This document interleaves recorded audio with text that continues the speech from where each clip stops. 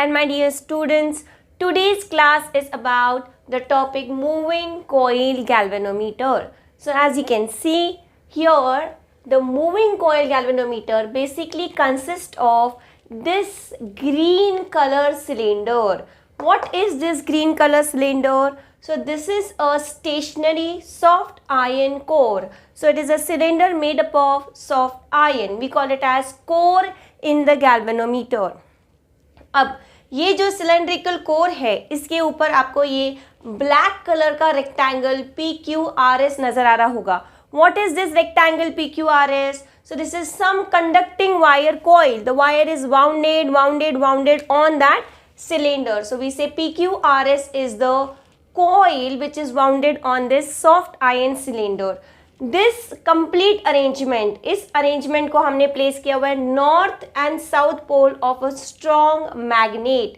This is a permanent magnetic field magnets. और इसकी magnetic field कैसे directed होगी? तो इसकी magnetic field north pole से south pole में directed होगी. नॉर्थ और साउथ पोल, ये जो पोल्स हैं ये थोड़े से कॉन्केव होने चाहिए, कुछ इस तरह से इनका नेचर कॉन्केव होना चाहिए. अब कॉन्केव नेचर के पोल्स हम जैसे कि आप टॉप व्यू में देख सकते हो, you can clearly see that the north and the south pole are concave in nature. Concave nature के हमें नॉर्थ और साउथ पोल क्यों लेने हैं? Magnetic field line of forces जो होती है, वो magnetic field line of forces आपके कॉइल को रेडियली जानी चाहिए. ये ग्रीन कलर का ये सिलेंडर है, ये जो ब्लैक कलर का आपको टॉप व्यू में नजर आ रहा है ये कॉइल है. अगर आप इसे ध्यान से देखें तो जो magnetic field line of forces है, they are along the radius of this magnetic poles. तो इन magnetic field line of forces को हम कहते हैं radial magnetic field line of forces. कैसे ऑब्टेन होगी वो? By taking this cylinder which is round in shape, top view में आपको नजर आ रहा है, and by taking the north and the south pole which are concave in nature, you can see their concave nature. उससे आपको magnetic field line of forces कैसे मिल जाती है? मूविंग कॉइल गैल्वेनोमीटर में magnetic field line of forces radial मिल जाती है. So we say magnetic field line of forces come out of the north pole and go into the south pole. इसके अलावा मूविंग कॉइल गैल्वेनोमीटर में क्या नजर आता है? सो यहाँ ऊपर एक मिरर है जो फॉस्फोरस ब्रॉन्ज वायर सस्पेंशन से अटैच्ड है. मिरर से इस मूविंग कॉइल गैल्वेनोमीटर की जब कॉइल मूव होगी, कैसे मूव होगी वो हम आगे देखेंगे.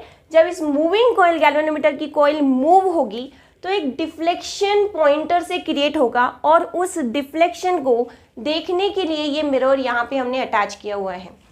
तो ये हो गया इसका upper part of the suspension. The lower part of the suspension में आपको एक स्प्रिंग नजर आ रही है which is attached to the support.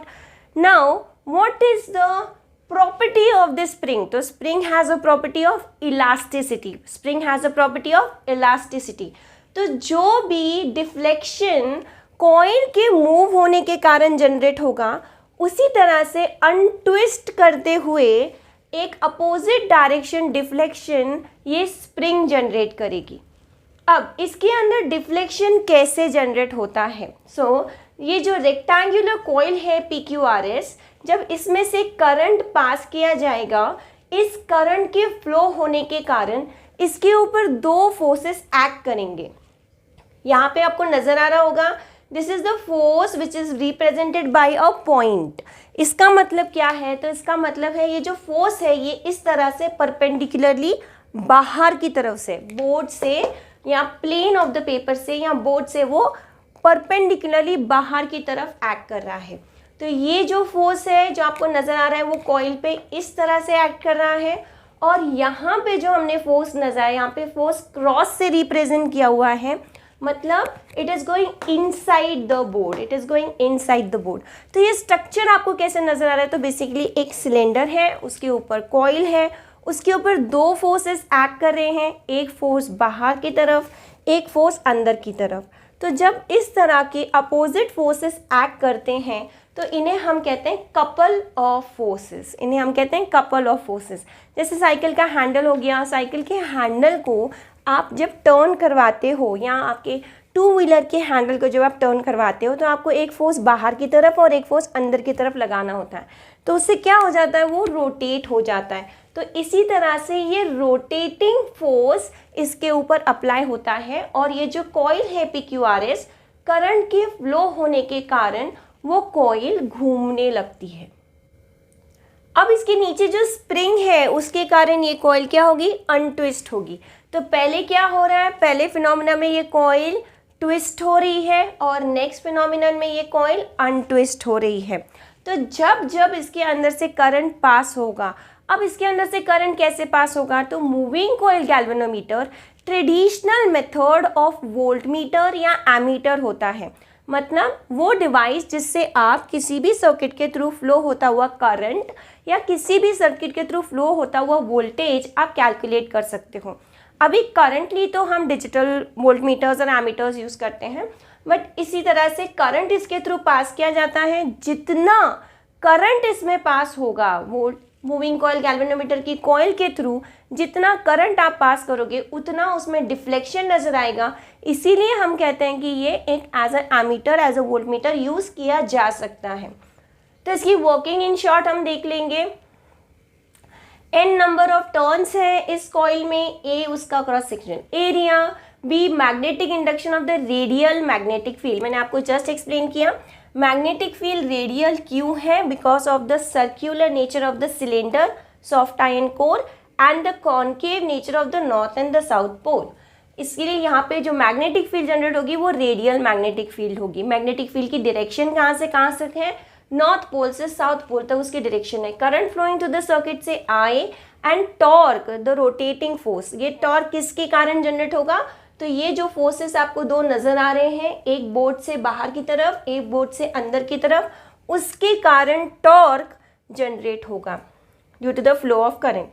Theta is the angle between magnetic field line of forces and normal to the plane. कई बार students को ये समझ में नहीं आता है कि ये थीटा एंगल कौन सा है, तो हमने कहा है थीटा ये एंगल है magnetic field line of forces. Magnetic field line of forces कैसे है my dear, radially. Magnetic field line of forces कैसी है, रेडियली। और normal to the plane of the coil, normal का मतलब होता है perpendicular to the plane of the coil. तो अगर मैं इसे कुछ परपेंडिकुलर इस तरह से बना दूं तो आपकी जो magnetic field line of forces है वो प्लेन ऑफ द कॉइल को पैरेलल है।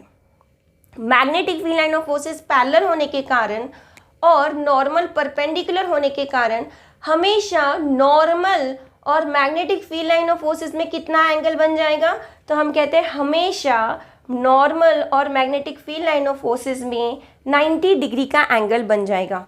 अब टाउ देखेंगे तो वी से tau is nothing but NIAB sine theta.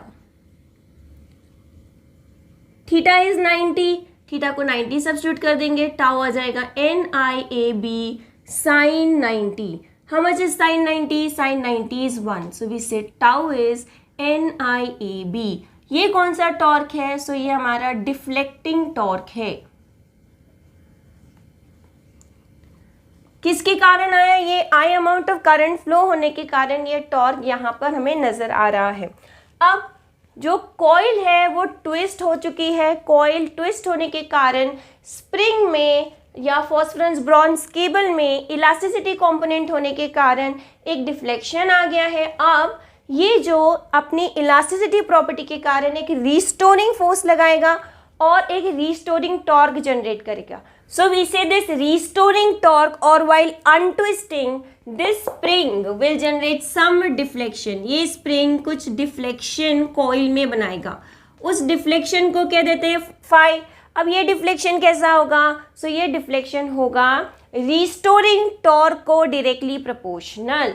जितना ज़्यादा रिस्टोरिंग टॉर्क होगा उतना ज़्यादा डिफ्लेक्शन। सो वी से restoring torque is directly proportional to phi. Restoring torque is directly proportional to phi. Now how much is this restoring torque? This restoring torque is counterbalancing the torque initially generated by the phosphorus bronze cable. पहले जब current flow हुआ था तो उसमें एक torque generate हुआ था जिसे हमने डिफ्लेक्टिंग टॉर्क कहा था। इस डिफ्लेक्टिंग टॉर्क को काउंटर बैलेंस करता हुआ ये रिस्टोरिंग टॉर्क है। So we say this is also same as tau. So tau is equal to k times phi, where k is proportionality constant, or you also call it a torsional constant. Therefore, what will I get? From equation 1 and 2, say this is 1 and this is 2. So we say from 1 and 2, NIAB is same as K phi. NIAB is same as K phi. Then how much will be the current? Then current will be K upon NAB times phi. तो इसमें हम क्या proof करते हैं? Moving coil galvanometer में जितना current flow होगा उतना ही डिफ्लेक्शन नजर आएगा, और उस डिफ्लेक्शन को आप मिरर से देख लीजिए. So this moving coil galvanometer can be used as voltmeter और एमीटर. अंत तक बने रहने के लिए आप सबका धन्यवाद. अगर आपको ये वीडियो पसंद आए, do like, share and subscribe my channel. Thank you so much.